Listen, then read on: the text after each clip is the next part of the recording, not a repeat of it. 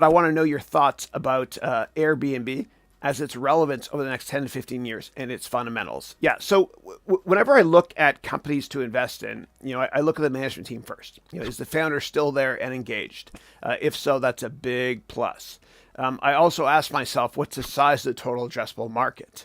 And the way to come up with the size of the total addressable market, or TAM as they call it in VC, is you can do a search for what's the size of the TAM of the hotel industry, or what you can do is you can get the size of the total addressable market by looking at the top 25 companies in that sector and adding up their revenue for a given year. For example, go to Marriott's SEC.gov filings, Marriott ticker MAR, or Hilton, etc. Yeah, so the market there is obviously massive. And when you analyze those companies, you always want to look at what's called RevPAR, which stands for revenue per available room.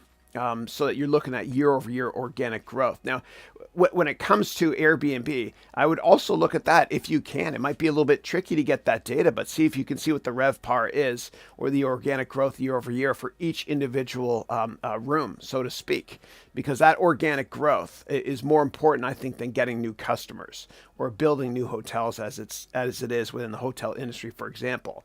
And whenever I look at a sector like the hotel industry or the Airbnb as a company itself, I ask myself this question first.